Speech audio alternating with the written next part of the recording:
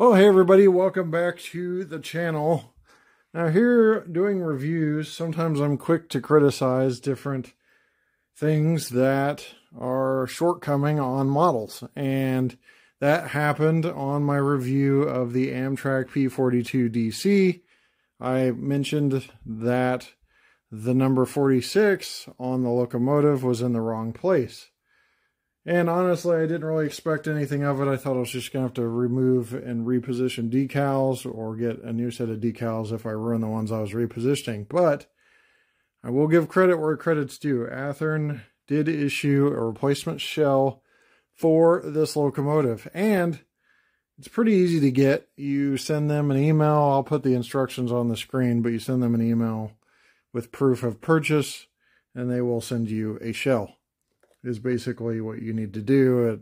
You'll give them a couple details like address obviously, but they'll end up sending you a shell that looks like this.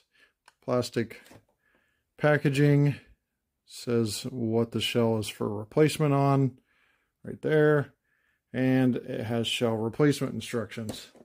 So we're going to get into that and replace the shell on this and show you how simple it is. That way if you ordered one of these, we can do a little bit of follow-up on how to fix it.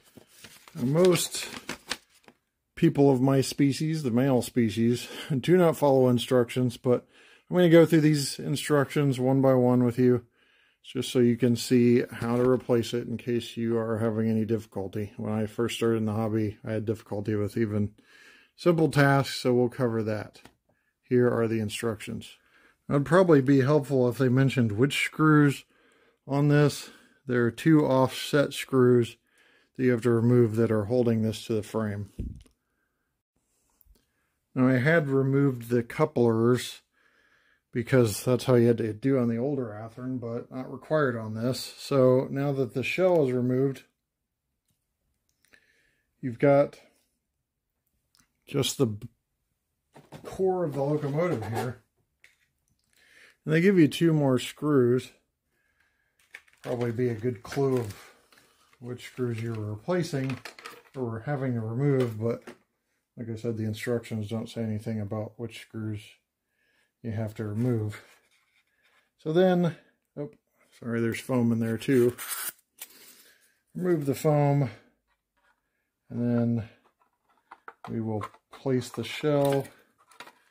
I have to give it a little bit of a tug here.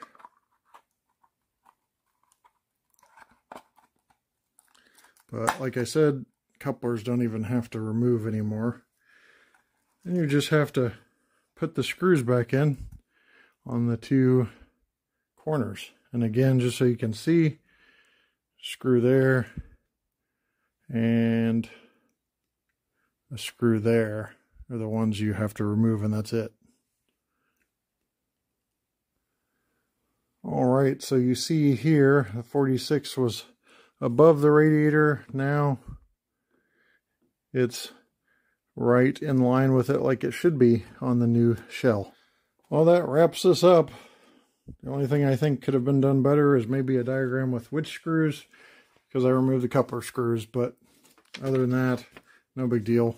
I was looking, there's like 6 screws under there, so you never know which ones when you don't keep up with the times. So for people with IQs of like 3, at least in model trains like I have, maybe it'd be better to have a diagram, but hey, can't ask for much. They did replace the shell cost-free to the modeler, and that's greatly appreciated. I'll leave you with a run-by, and we'll see you next time right here on the channel. Take care.